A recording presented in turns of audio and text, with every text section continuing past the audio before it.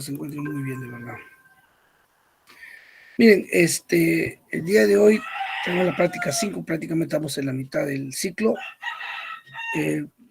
¿Qué temas incluyen? Supongo ustedes habrán visto lo que es la ortografía de la letra, los signos de puntuación, semiótica, semántica, signo lingüístico. Y entonces, en una hora vamos a, imagínense ustedes que tenemos que desarrollar la parte teórica, etcétera. Así que vamos a tratar de avanzar lo más que podamos, ya, a explicar, a abordar todo eso. Ya, pero antes obviamente les voy a compartir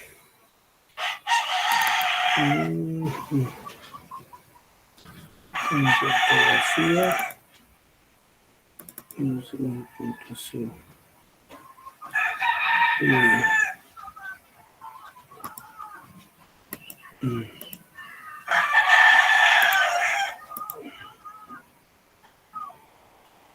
¿Pueden ver lo que estoy compartiendo o no? Sí, profesor. Ya, listo. Usted sabe muy bien que la ortografía es parte de la gramática normativa. Recuerden ustedes que la gramática del español se divide en una gramática descriptiva y normativa. Y la gramática normativa se divide en ortología y ortografía. Entonces son normas, muchachos, son normas.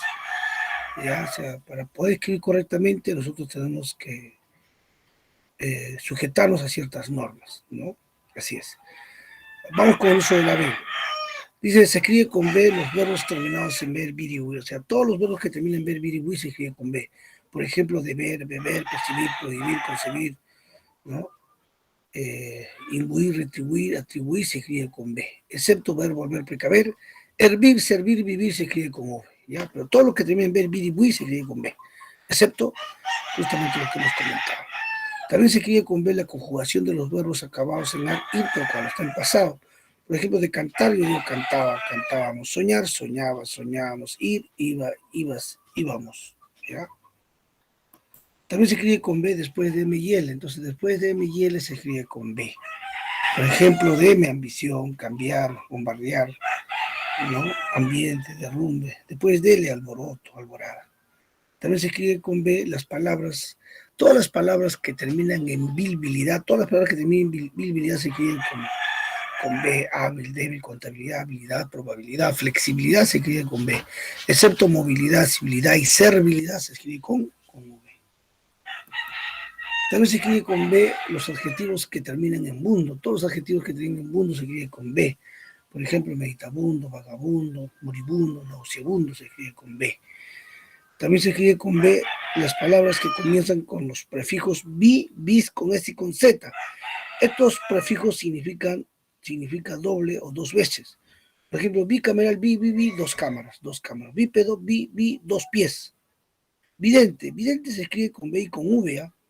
Pero si yo escribo vidente con B, me refiero a vidente, dos dientes. Pero vidente con V ya es otra cosa, ¿no? El que ve el futuro.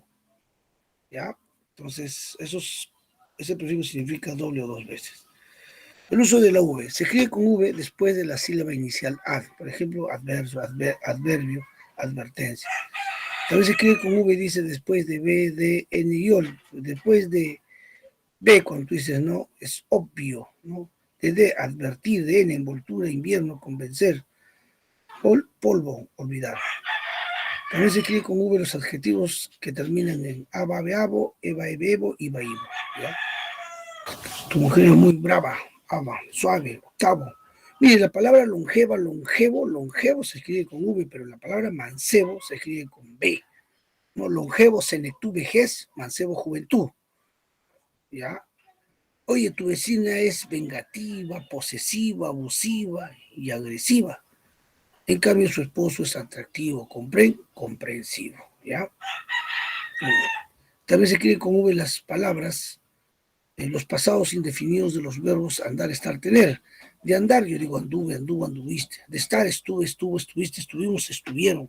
De tener, tuve, tuvo, tuviste, tuvimos. ¿Ya? También se escribe con V todas las palabras que terminan en íboro.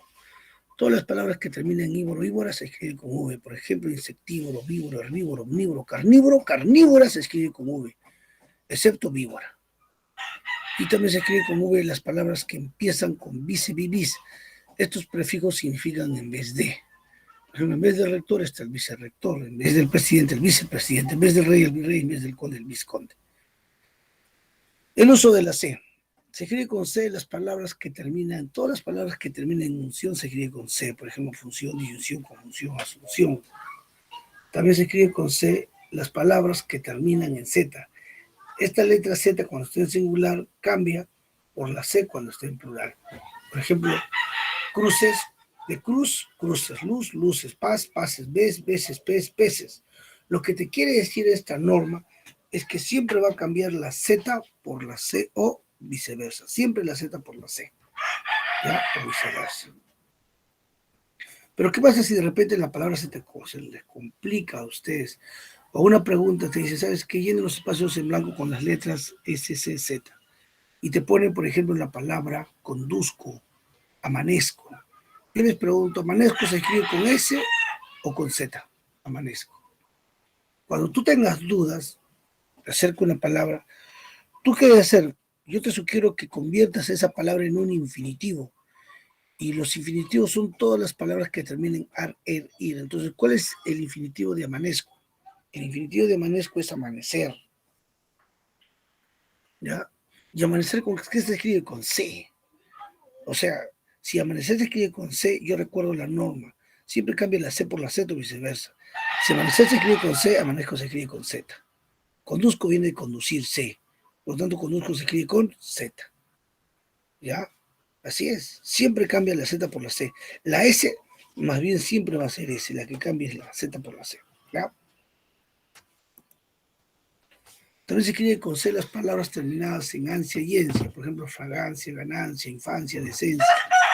Excepto ansia. ¿Ya? También se escribe con C las palabras terminadas en cial, ciarcioso. Cuando dice no eres especial. Especial, inicial, maliciar, ocioso, beneficioso, precioso, delicioso. ¿No? Delicioso también. Se escribe con C los diminutivos que terminan en cito, silla, sillo, cecito. Por ejemplo, de paño puedo decir pancito o panecito. De flor, florecilla, de ave, avecilla, de pez, pececillo o pececito. También se escribe con C los infinitivos que terminan en ser sir. Amanecer, anochecer, humedecer, lucir, inducir, seducir. ¿No? Excepto asir, ser, toser, coser, se escribe con S. Vamos con el uso de la S. Se escribe con S los superlativos ísimo, ísima. Los superlativos. Por ejemplo, de linda es lindísima, ¿no? Cuando es dulcísimo, dulcísimo, malísimo, gordísimo, fuertísimo. Todas las terminaciones en ísimo, ísima se escribe con S, ¿ya?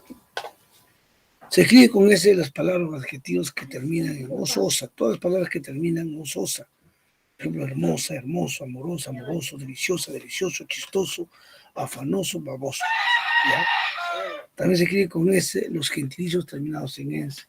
Ahora, tú tienes que recordar qué es un gentilicio. ¿Qué estás haciendo? De ahí.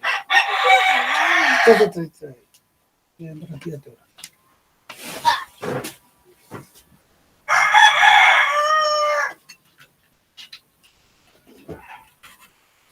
Ya, ¿qué es los gentilicios, muchachos? Indican el lugar de origen o procedencia de la persona. Eso indica el lugar de origen o procedencia. Por lo tanto, por ejemplo, ¿cuál es el gentilicio de Tanneño? Es un gentilicio. Ya indica el lugar de origen. Entonces dice, todos los gentilicios que terminen en S se escribe con S. Por ejemplo, rimense, nicaragüense, ateniense, canadiense, bonaerense se escribe con S, excepto vascuense que se escribe con C. ¿Ya? Se escribe con S los adjetivos, ya acabados, las palabras que terminan en sivo, ¿no? Cuando dice agresivo, persuasivo, abusivo se escribe con S, excepto lascivo y nocivo. Mire, lascivo y nocivo se escribe con C.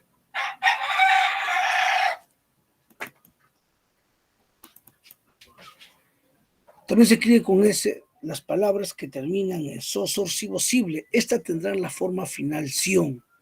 Por ejemplo, receso, recesión, preciso, precisión, proceso, procesión, emisor, emisión, confesor, confesión, asesor, ascensión.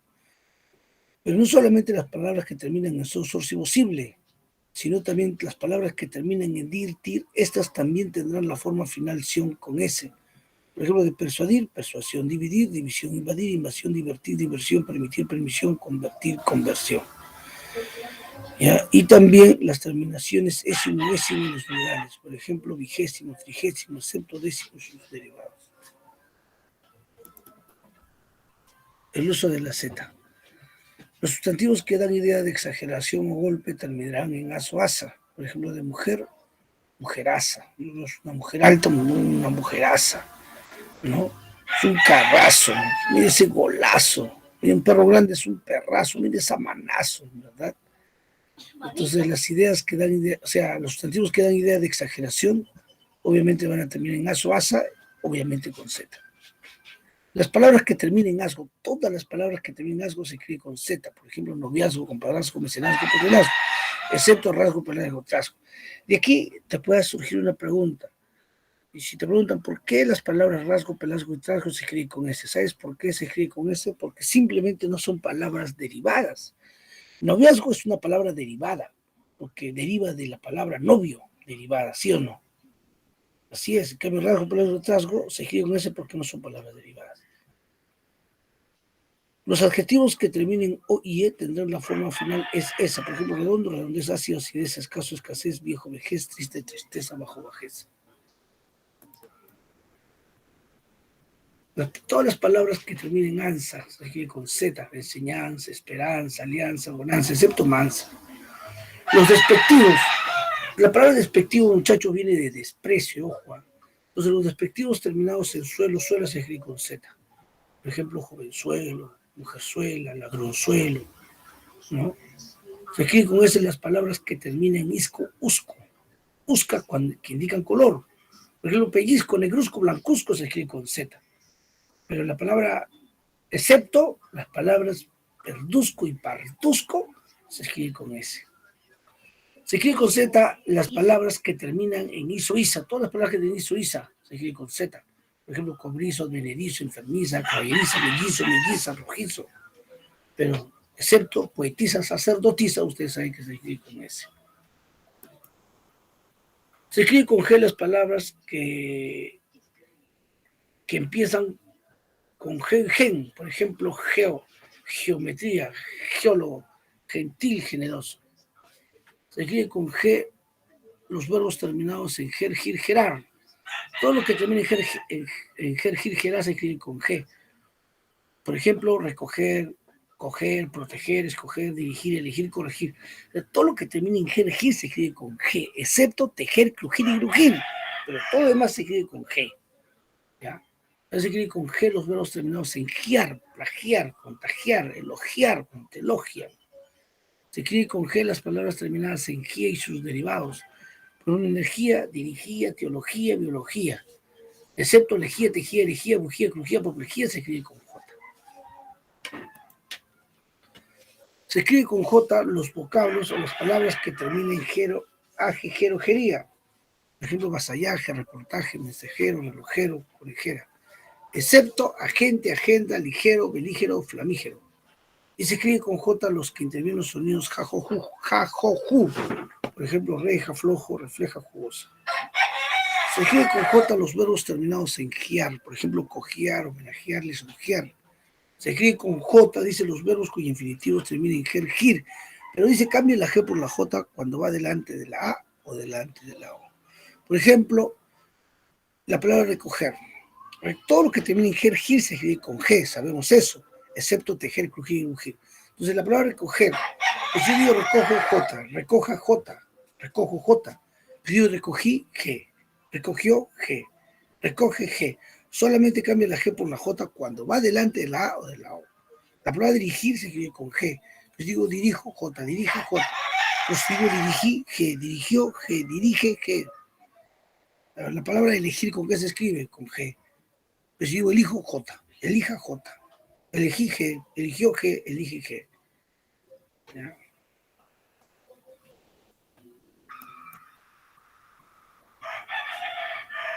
Eh,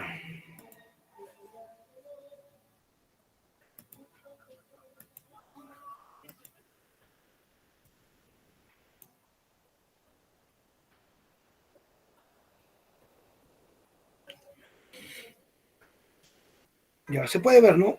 Ahora los signos de puntuación. ¿Sí?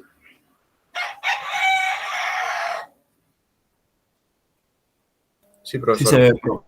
Ya, listo. El signo que más se utiliza es la coma. Ustedes saben muy bien que la coma que señala una pausa. Donde hay una coma, tú tienes que hacer una ligera pausa. Por eso las comas señalan las pausas más breves en el habla y es la más usual. Es la más usual, ¿ya? La que más utilizamos. Y hay diversos tipos de comas. Tenemos, por ejemplo, la coma enumerativa. Su mismo nombre lo dice, enumera o separa elementos análogos. Estos elementos pueden ser sustantivos, adjetivos, verbos. Por ejemplo, ahí les he puesto un ejemplo de Alejandro Romualdo. Querrán descuartizarlo, triturarlo, machacarlo, pisotearlo, desalmarlo, pero no podrán matarlo. ¿Ya? Cuando tú numeras, pues es la coma enumerativa, es la coma que separa elementos análogos. Como tú dices, no, por ejemplo, fui al mercado, compré, vas a enumerar, y antes de que tú enumeres 2 puntos, por favor, tú vas a enumerar, compré, tú dices papa, arroz, azúcar, aceite, estás enumerando, eso es la coma enumerativa. ¿Ya? Luego también hay una coma positiva, generalmente son 2, a veces es una. Es una coma cuando la posición va al final de la oración. Pero, ¿qué es la posición? La posición, muchachos, repite de otro modo, de otra forma el núcleo del sujeto. Repite de otro modo, de otra forma el núcleo del sujeto. Por ejemplo, yo digo, tan en la ciudad heroica. ¿Cuál es la posición? La ciudad heroica. Arequipa, la ciudad blanca. Belgrado, el caballero de los mares. Y la posición, específicamente es una posición explicativa. Es intercambiable con el núcleo del sujeto. Es intercambiable. Yo digo, tan en la ciudad heroica. O puedo decir yo también la ciudad heroica, tan. ¿Te das cuenta? La coma vocativa. La coma vocativa separa un elemento vocativo. Ahora tú tienes que saber qué es un vocativo. Recuerden ustedes que el vocativo es la persona o personas a quien nos dirigimos. Es decir, cuando tú te diriges a una persona, eso viene a ser el vocativo. Y todo el día nosotros nos dirigimos a las personas, desde que nos despertamos hasta cuando nos vamos a dormir, nos dirigimos a las personas. Porque tú apenas te despiertas, te estiras, sales de tu habitación y ves a tu mamá. ¿Y cómo te diriges a ella? Buenos días, mamá. ¿Cuál es el vocativo, mamá? Porque ahí te estás dirigiendo. Vas a comprar pan. Señora, deme usted 2 soles de pan. ¿Cuál es el vocativo? Señora, porque a ella te estás dirigiendo. Vas a clases. ¿Quieres preguntarle algo al profesor? ¿Cómo te diriges al profesor? ¿Puede volver a explicar cuál es el vocativo? Profesor, porque a ella te estás dirigiendo. Sales de clase. Tío, tía, hermano, hermana, primo, prima. Ernesto, Juan, Alberto, Rosemary, Estefan. ¿Cuál es el vocativo? Eso es el vocativo. Así es, ¿no? Tío, tía, abuelo, abuela. Amor, amor también es un vocativo, es una persona. Y ojo, el vocativo puede estar, te está llamando, el vocativo puede estar en cualquier parte, puede estar al inicio, al medio o al final. El vocativo puede estar al inicio, al medio o al final. Si el vocativo está en el medio, tiene que ir entre comas. ¿Ya? Mire, en el ejemplo que ustedes ven allí, te quiero tanto, vida mía. ¿Cuál es el vocativo? Vida mía, porque vida mía es una persona, es como que yo digo, te quiero tanto, vida mía, te quiero tanto amor, te quiero tanto papá, te quiero tanto mamá, te quiero tanto hermano. ¿Te das cuenta? Es una persona, por eso es el vocativo. En el otro ejemplo donde dice, tú eres madre y mi mejor amiga, ¿cuál es el vocativo? Madre, madre es el vocativo, ya, es el vocativo. Tú eres madre y mi mejor amiga. Ahí el vocativo está en el medio, como está en el medio, tiene que ir entre comas. ¿Ya?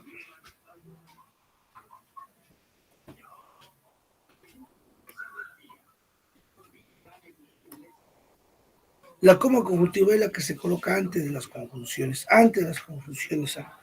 pero no de cualquier conjunción, te estoy llamando.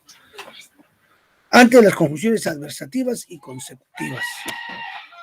¿Cuáles son las conjunciones adversativas? Pero, más, sin tilde, ese sin tilde, pero, más, si no, aunque, sin embargo.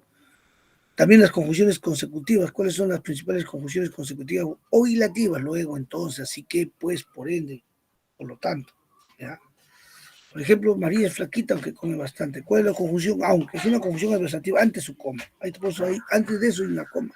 María estudia pero no aprende, pero es una conjunción adversativa antes su coma. Pienso, luego existo, luego es una conjunción consecutiva. Antes de esa conjunción su coma, por eso se llama conjuntiva porque se coloca antes de las conjunciones. La coma explicativa o incidental, la coma explicativa Se llama coma explicativa incidental o aclarativa también se llama. ¿Por qué? Porque esta coma aclara o añade una idea en el enunciado principal. Es lo que hace, aclara o añade una idea en el enunciado principal. Miren, ahí el poeta Pablo Neruda, que destacó en el vanguardismo, fue galardonado con el premio Nobel. Ahí estoy tratando de, se está explicando, ¿sí o no? Estás añadiendo algo. Los niños abandonados que tienen tanta hambre comen de todo. ¿Cuál es el elemento explicativo que tienen tanta hambre? Ojo, si yo elimino ese elemento explicativo, no se altera para nada la oración, porque ¿cómo quedaría? Los niños abandonados comen de todo. Pero fácil es detectar en un ejemplo, como está allí. Pero ¿qué pasa si yo solamente te doy el enunciado principal? Mira, yo te voy a poner este ejemplo. Yo digo, esa mujer me engañó. Ahí como explicativa, ahí no estoy aclarando nada. Pero ahora sí voy a añadir, voy a aclarar algo. Mira, la oración es así, esa mujer me engañó. Ahora voy a añadir algo. Esa mujer que decía amarme, me engañó. Esa mujer que venía todos los días, me engañó. Esa mujer a la que amaba tanto, me engañó. ¿Te das cuenta? Ese es el elemento explicativo. Porque estoy aclarando, estoy añadiendo algo más. ¿No te das cuenta? Así es. Luego hay una coma hiperbática, muchachos. La coma hiperbática es la coma que altera el orden normal de la oración. Es la coma que altera el orden lógico de las palabras. Altera el orden normal de una oración. Profesor, disculpe, ¿cuál es el orden normal de una oración? El orden normal de una oración es sujeto, predicado. Primero es el sujeto y luego es el predicado. Pero ¿qué pasa si la oración empieza por el predicado? Yo les pregunto, ¿siempre las oraciones empiezan por el sujeto? No, hay oraciones que empiezan por el predicado. Entonces, cuando una oración empieza por el predicado, hay una alteración. Y si hay una alteración, hay una coma hiperbática. Entonces, profesor, la coma hiperbática, ¿dónde se coloca? Antes del sujeto si está presente. Y si no está presente, antes del verbo. O si no, siempre después de un circunstancia. Así es, muchachos. Para que entiendan mejor con el ejemplo. Dice, ágilmente María corrió por esas calles solitarias. Para entender la coma hiperbática hay que analizar esta oración, es decir, lo vamos a descomponer en sujeto y predicado. Cuando tú analizas una oración, ¿qué es lo primero que tienes que encontrar? ¿El sujeto o el predicado? El sujeto, obviamente, porque el sujeto está en cualquier parte. Pero para llegar al sujeto tienes que ubicar el verbo. ¿Cuál es el verbo? Corrió. Entonces yo pregunto, ¿quién corrió por esas calles? ¿Quién corrió? Pregunto. ¿Quién corrió? María. Entonces, solo la palabra María es el sujeto. Solo la palabra María. Y todo lo demás vendría a ser el predicado. Entonces yo pregunto, esa oración empieza por el sujeto o por el predicado. Por eso empieza por el predicado. Entonces, como empieza por el predicado, hay una alteración. Si hay una alteración, hay una coma hiperbática. Y hemos dicho que la coma hiperbática, ¿dónde se coloca? Antes del sujeto y si está presente. Por eso, antes de María, porque María es el sujeto, es de la coma hiperbática. Antes del sujeto y si está presente. Si no está presente el sujeto antes del verbo o siempre después de un circunstancial, yo digo, analizo toda la oración si gustan. ¿Por dónde corrió María? Por esas calles solitarias. Ese por esas calles solitarias vendría a ser un circunstancial del lugar. ¿Y cómo corrió ágilmente? Ágilmente vendría a ser un circunstancial de modo. Esa es la coma hiperbática. La coma elíptica o verbal es la coma que reemplaza al verbo. Coma que reemplaza al verbo. Por ejemplo, ahí dice, para ella guardé flores, para mí pesares. En esa oración, ¿qué palabra he omitido? He omitido el verbo guardé. Pero como no lo he puesto, si yo no pongo, yo no coloco el verbo, yo no lo coloco, yo lo tengo que reemplazar por una coma. Así es. Para ello guardé flores, para mí guardé pesares. Como no lo he puesto, yo tengo que reemplazar por una coma. Esa es la coma elíptica. La coma de sentido. Esta coma, muchachos, permite esclarecer el sentido real de una oración, evitando así las confusiones. ¿Ya? Esta coma de sentido es llamada también coma desambiguizadora. Pero esta coma, ¿qué busca, muchachos? Esta coma busca la claridad de la expresión. ¿Qué busca la claridad de la expresión? Pues al omitirse la coma o al cambiar su ubicación, pueden generar ambigüedad o confusión. Es decir, si yo omito la coma o cambio la ubicación de la coma, puede generar ambigüedad o confusión. Por eso se llama coma desambiguizadora. Miren, en los dos últimos ejemplos, recuerda que una coma indica una pausa, ¿ya? Dice, si corro mucho, hay una pausa ahí, tengo que hacer una pausa, obligado a hacerlo, porque eso es lo que indica la coma. Dice, si corro mucho, me veo en los pies, por lo tanto puedo hacerlo, puedo correr, no hay problema. Ahora, si corro bastante, recién me duelen los pies. Pero si no, normal. En otro ejemplo, dice, si corro, mucho me duelen los pies. No puedo correr. No puedo correr porque si apenas voy a correr y ya me va a doler bastante los pies, por eso no puedo hacerlo. ¿Te das cuenta? Ahí estoy cambiando la ubicación de la coma. ¿Ya? En el otro es más notorio todavía porque donde dice no te quiero mucho, ahí no hay coma. Entonces, ¿qué te quiere decir no te quiero mucho? Ahí te están diciendo que solamente te quieren poquito, mucho no, poquito sí. Y en el otro te dice, no, hay una pausa, ¿verdad? Una coma. No, te quiero mucho. Ahí sí te quieren mucho todavía. En uno te quieren, en otro no. ¿Qué pasaría si tú estás whatsappeando con tu pareja, con tu enamorado, enamorada? Estás whatsappeando y esa persona te escribe no te quiero mucho, así como este primer ejemplo, no te quiero mucho. ¿Tú cómo te sentirías si lees eso? Tú te sentirías un poco mal, hasta confundido o confundida, porque un día antes esa persona te ofrecía el mundo a tus pies, te decía lo mucho que te amaba, y ahora te dice que no te quiero mucho. Pero ¿qué pasa si a él se le olvidó poner la coma? Se le olvidó. No es que no quiso poner, se le olvidó. Por eso dice, si yo omito la coma, puede generar ambigüedad o confusión. Esa es la coma de sentido, muchachos.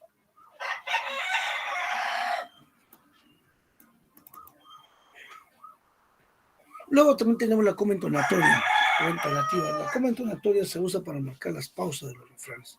Entonces la coma entonatoria es la coma de los refranes, porque no hay un refrán, hay una pausa. Si hay una pausa, hay una coma. El camarón que se duerme, hay una pausa, se lo lleva a la corriente. El que madruga, Dios le ayuda. A mal tiempo, buena cara, ¿te das cuenta? Entonces es la coma de los refranes.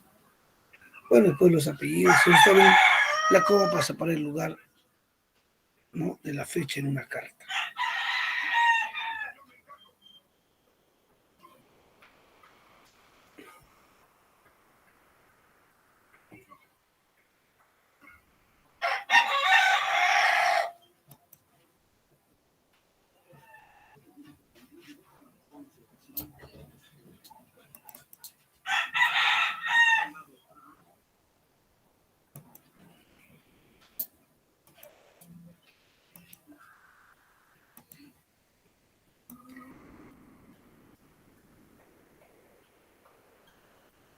La semántica, ¿pueden ver lo que estoy compartiendo, no, muchachos? Sí, profesor. Ya. Dice, ¿Qué estudia la semántica? La semántica estudia, dice, el significado de las expresiones lingüísticas. Expresiones lingüísticas son palabras, muchachos. ¿Qué te está diciendo? Que la semántica es la ciencia que estudia el significado de las palabras, que estudia el significado de las palabras. Y para ello encontramos hay dos tipos de significado. Hay un significado denotativo y connotativo. El significado denotativo es el significado real, objetivo. Es el significado científico. Por lo tanto, ese tipo de significado lo vamos a encontrar en el diccionario, es el notativo. Por ejemplo, si yo busco el significado de la palabra mar en el diccionario, de repente me va a botar esta respuesta. Mar, masa de agua salada que cubre la mayor parte de la tierra. Sin embargo, a este significado, denotativo le podemos añadir varios subjetivos. Por ejemplo, ahí tenemos el significado conmutativo. El significado conmutativo es el significado subjetivo y no lo encontramos en el diccionario. ¿Ya?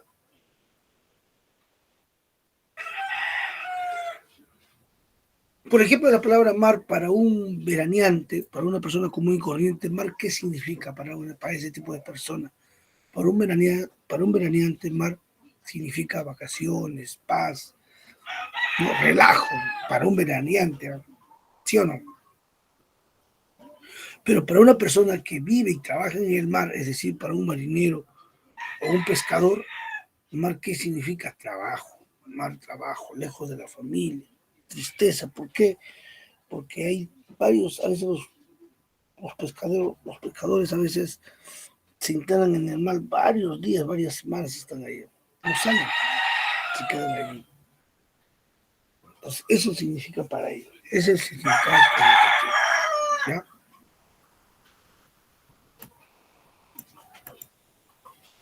Entonces, la semántica que estudia el significado de las palabras. ¿Ya? ¿Cuál es la unidad mínima básica de la semántica? Es el sema o semema. ¿Y qué es el sema? El sema es el rasgo mínimo del significado. Ese es el rasgo mínimo del significado. Hace un rato les cuento que me tiré un baño, tenía solamente una hora de descanso tuve. Y en esa hora me di un bañazo. La verdad que me relaja tanto que me da sueño. En serio, chicas. Está haciendo calor y me ha relajado. Bien, entonces ahí ahora tenemos la semiótica o la semiología. La semiótica o semiología, chicos, es la ciencia que estudia los signos, ciencia que estudia los signos. ¿Cómo se llama la ciencia que estudia los signos? La semiótica o semiología. ¿Ya? ¿Y qué es el signo? El signo es todo aquello que sirve para transmitir una información. Ese es el signo. Y en sí, nosotros, el hombre moderno, o sea, todos nosotros vivimos en un mundo poblado de signos, los cuales estos signos guían nuestro accionar. ¿Qué te quiero decir? ¿Qué te quiero decir? Que todo lo que nos rodea son signos. Estos signos guían nuestro accionar. Por ejemplo, las imágenes publicitarias, ¿sabes? Las imágenes publicitarias, las señales de tránsito, las luces del semáforo, los diversos sonidos, los gestos, las palabras. ¿Ya? ¿Qué pasa cuando el hombre se declara una mujer? Cuando el hombre le manifiesta sus sentimientos a una dama. Pero ¿qué pasa si esa mujer solo le ofrece su silencio? El hombre interpreta ese silencio como un signo de indiferencia o rechazo. ¿O qué pasa cuando hablamos con un amigo y una amiga y este o este no nos mira la cara, no nos mira los ojos? Deducimos, mientras hablamos de deducción, deducimos que algo nos está ocultando. Entendemos entonces que el hombre por naturaleza es un ser semiótico y no puede renunciar a esta característica. Entonces la semiología, ¿qué ha demostrado? La semiología ha demostrado que el hombre vive rodeado de signos, es decir, todo aquello que posee significado. Por eso, ¿qué es el signo? Es todo aquello que sirve para transmitir una información. Ojo, hay signos naturales y hay signos artificiales, muchachos. Los signos naturales, como su mismo nombre lo dice, los signos naturales se producen de manera natural y espontánea. Se producen de manera natural y espontánea. Por lo tanto, aquí no hay ninguna intención comunicativa. Dentro de los signos naturales tenemos al índice y al síntoma. Al índice o indicio también. En el índice o indicio hay una relación de causa-efecto. Y no se olviden que esta clase de signos se da por deducción. Es un signo netamente deductivo. Tú vas a deducir. Oiga, si tú ves nubes negras en el cielo, ¿tú qué deduces? Si nosotros vemos nubes negras en el cielo.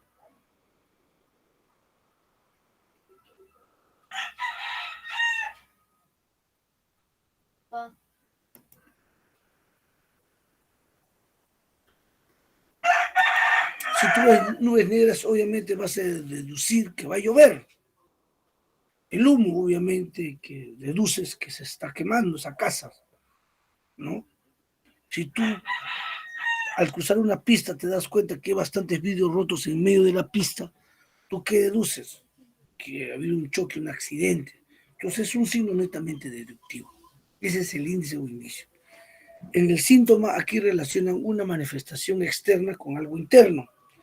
Claro que la parte interna está ligada a la parte externa. ¿Qué pasa si ahorita te llaman por teléfono y te dicen que una persona muy querida por ti ha fallecido? Obviamente esta noticia te va a hacer sentir mal, ¿sí o no? Te va a hacer sentir mal. Y ese dolor que tú sientes, que es la parte interna, ese dolor, se va a ver reflejado en la parte externa, ¿no? Sí, a través de tu rostro se va a reflejar. Obviamente llanto, tristeza. ¿A través de qué? A través del llanto. ¿Ya? Escuchen bien, o qué pasaría si cuando tú al dar tu examen y sale la lista de ingresantes, qué pasaría si en la lista de ingresantes aparece tu nombre? ¿Tú cómo te vas a sentir? Feliz, vas a estar feliz. Esa emoción que tú sientes que en la parte interna se va a ver reflejada en la parte externa, ¿no? A través de tu rostro. ¿Cómo? A través de una sonrisa, por eso dice sonrisa, alegría. Esos son síntomas, la palidez es un síntoma. Un dolor estomacal es un síntoma también, muchachos, un dolor estomacal. Si te duele el estómago porque algo te ha hecho mal, ¿sí o no? Entonces, es la parte interna, obviamente. Pero ese dolor que tú sientes, ¿se va a ver reflejado en tu rostro? No. Sí, se va a ver reflejado en tu rostro, que es la parte externa, ¿no? Entonces, eh, un dolor estomacal, cuando uno se sonroja, es un síntoma, ¿ya? Eh, el estornudar, el toser constantemente es un síntoma, ¿ya? Vamos con los signos artificiales. Más bien los signos artificiales son signos creados por el hombre, son creados por el hombre. Aquí sí hay una intención comunicativa. Dentro de los signos artificiales tenemos el icono. En el icono acá hay una relación de similitud o semejanza con el objeto de la persona que representa, pero esta relación de similitud o semejanza puede ser de manera parcial o total. Es decir, donde haya semejanza o similitud es un icono. Por eso una foto es un icono. Una foto que te has tomado tú.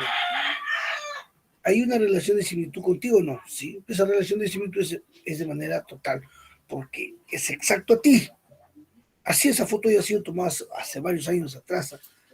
Así esa foto haya sido una foto cuando tú eras niño, cuando estabas en primer grado de primaria, segundo. Tienen la misma cara, muchachos, lo mismo. De repente antes no te peinabas para te peinas, ¿verdad? Pero tu cara es la misma, no cambia. ¿Ya? Ese es un icono, ¿no? Una foto, una caricatura. Alguien hace una caricatura de tu persona. ¿Hay una relación de semejanza, similitud? Sí, pero ahí es de manera parcial. ¿Por qué es parcial? Porque las caricaturas muestran los rasgos exagerados de una persona. Porque en dicha caricatura, ¿cómo te han dibujado? Te han dibujado de repente cabezón, orejón, narizón, un jetón. Una maqueta es un icono también. Y en el colegio, siempre nos han dejado maquetas. El día de mayo, haz una maqueta del Alto de Alianza, haz una maqueta del arco parabólico, ¿sí o no? ¿Hay semejanza o no hay semejanza? Es un icono, pues. Igual. Es un icono, donde hay semejanza, similitud, es un icono. El monumento es un icono. Ahí en el arco parabólico tenemos a Grau y a Bolognesi. Hay una relación de semejanza a las personas que está representando, ¿no? Sí. ¿Ya? Es un icono donde hay semejanza, similitud. Por eso se dice que el icono es un signo que se da por analogía. ¿Cuándo hablo de analogía? Cuando hay semejanza, similitud. El símbolo también es un signo artificial, pero en los símbolos aquí no hay más bien ninguna relación de semejanza, similitud. Los símbolos son signos arbitrarios, convencionales, son signos arbitrarios, convencionales, establecidos en el juez. Por ejemplo, una paloma blanca, ¿qué simboliza? ¿Qué representa una paloma? La paz, profesor, la paz. El crucifijo, ¿qué representa? El cristianismo. Una balanza, ¿qué representa? La justicia. Una bandera, ¿qué simboliza? ¿Qué representa? Un país, ¿no? Eso es el símbolo, ¿ya? Son signos arbitrarios convencionales. La señal provoca una reacción en el receptor. ¿Qué provoca una reacción en el receptor? ¿Ya? Por ejemplo, el semáforo en sí es un signo natural o artificial. Es artificial porque es creado por el hombre. Será único en un símbolo, correcto, es un símbolo. Pero las luces del semáforo es una señal, porque por ejemplo la luz roja del semáforo obliga a las personas a detener, te obliga a que te detengas. Y no solamente es las luces del semáforo, sino eh, este, no solamente es ¿cómo se llama?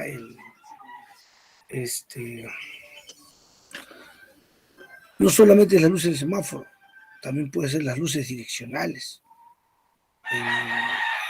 el claxon, la bocina, también es una señal, chicos.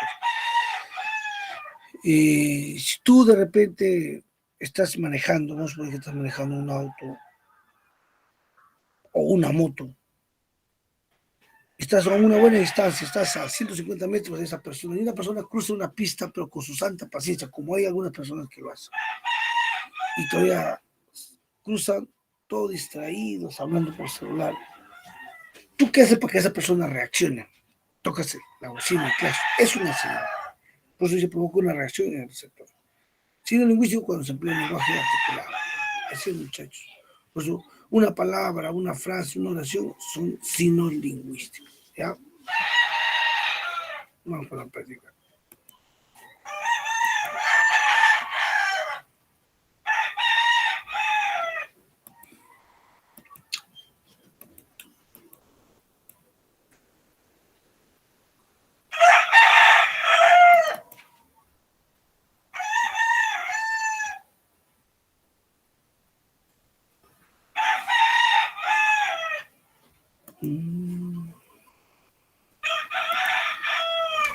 Esto.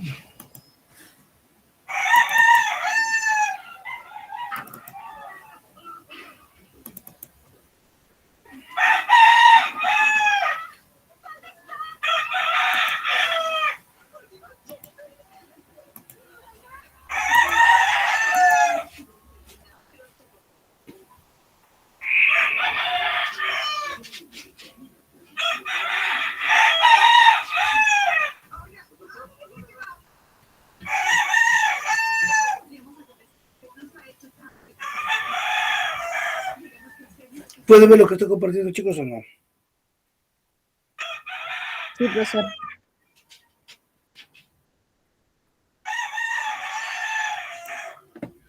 Ya vamos con las preguntas propuestas, ya con las preguntas propuestas. ¿Qué dice? Señale la clase de coma que falta en la siguiente oración. A ver.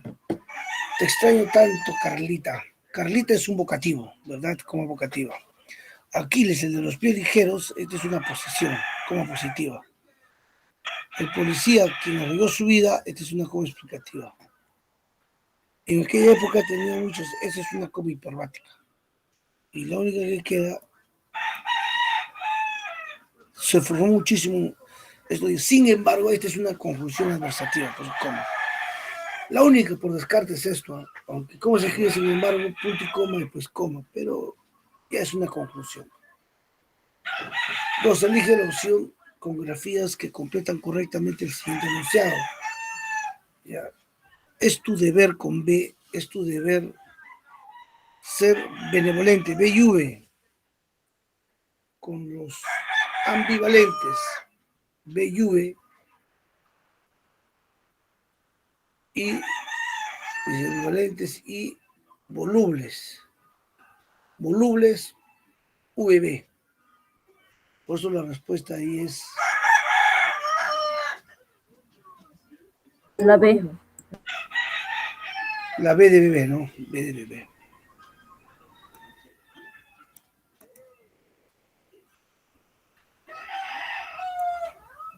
Vivir, escribir y servir, pero no sucumbir. ¿Cuántas palabras están incorrectamente escritas? Vivir es con V, escribir está bien y servir también es con V, entonces serían 2 palabras.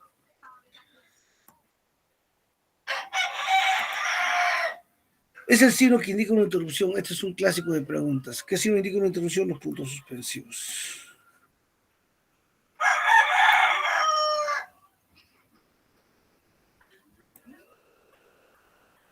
¿Qué clase de coma se aplica en Bienvenido, profesor Wilber? Profesor Wilber es una coma vocativa. Feliz cumpleaños, también es un vocativo, ¿no? Mateo, feliz cumpleaños. No me estoy dirigiendo a una persona. Cuando te diriges es un vocativo. ¿Qué son los signos de puntuación? ¿Qué son los signos de puntuación? La A. Ya, son señales o marcas gráficas, sería la A. Me estoy salteando, ¿no? La 6. Me salteando, ¿no? La 6. Completa La correctamente en las grafías, a ver. Siempre S, siempre dices C y S. Siempre dices lo que hace con C, el capataz Z. La A. Ajá, la A.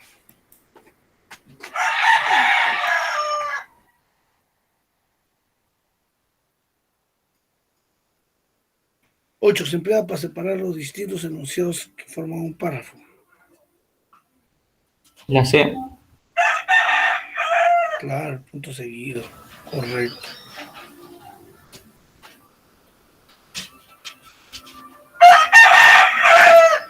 Separa párrafos distintos. A mí separa párrafos distintos. La escritura debe continuar en línea siguiente, en mayúscula. ¿Ya está hablando de qué?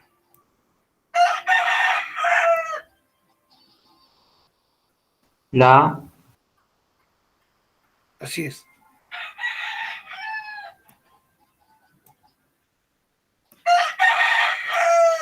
¿Qué alternativa encontramos iconos? ¿En qué alternativa encontramos iconos?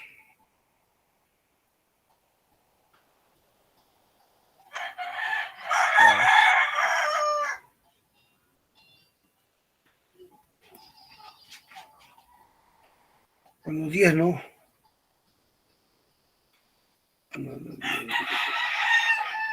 Para separar los elementos de una enumeración, cuando ya hay una coma, cuando ya hay una coma ya es el punto y coma. Pues.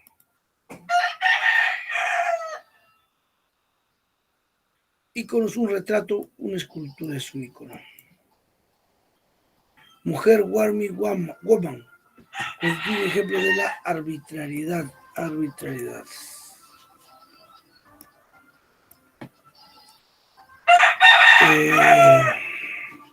Si vemos, dice, una balanza en una sala del Palacio de Justicia, ¿qué tipo de signo sería?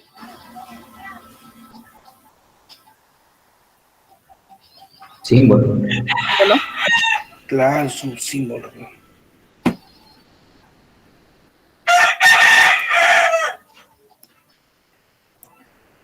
La esvástica es un símbolo que representa a los nazis. Claro, fue un símbolo odiado en el siglo XX, ¿no? Imagínense ustedes, para un judío es algo subjetivo también porque para ellos obviamente simboliza temor, ¿no? ¿Cuántos judíos han muerto o han matado a los nazis, ¿no? Ya, el retablo es un icono y el sudor es un síntoma. ¿Qué estudia la semiología? Estudia los signos.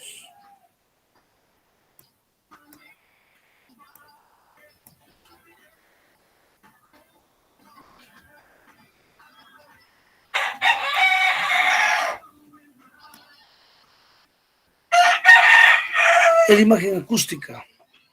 La imagen acústica es el significante.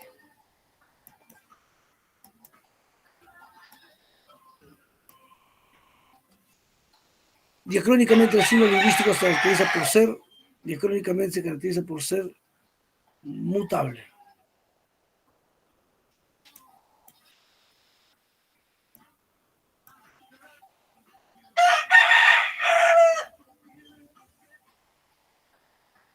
Ya nos hemos pasado.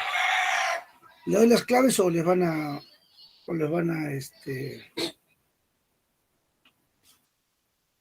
a ustedes les publican las claves, ¿no?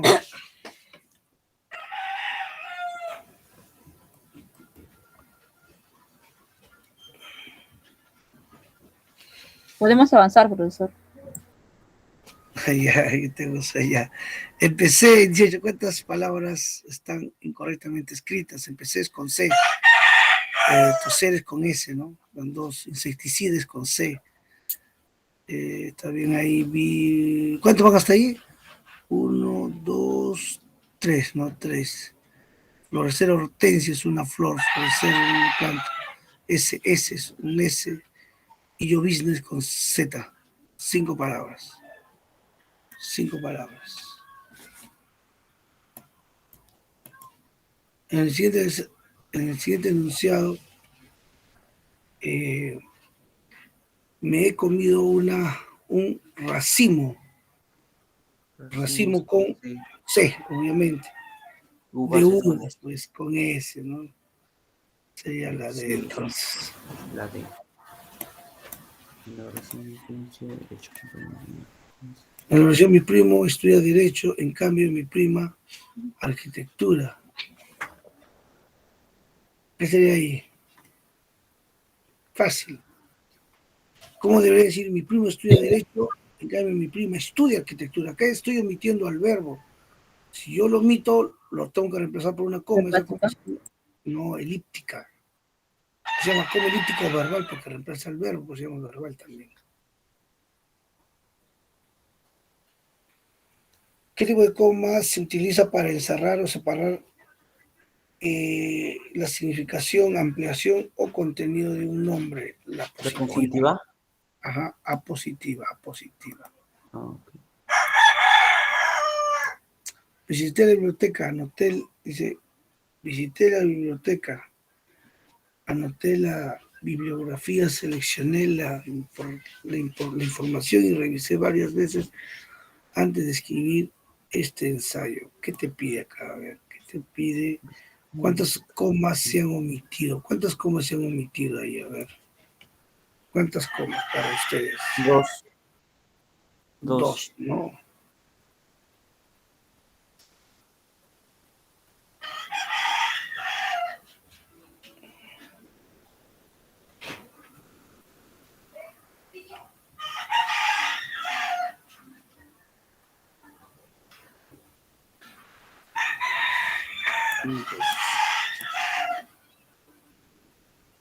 La aparición de neologismos en el ¿Es castellano. dos, profesor? Sí. A ver. Vamos a ver. Visité la biblioteca. Uno. Hay uno. Anoté la bibliografía seleccionada. Dos. No, anoté la bibliografía.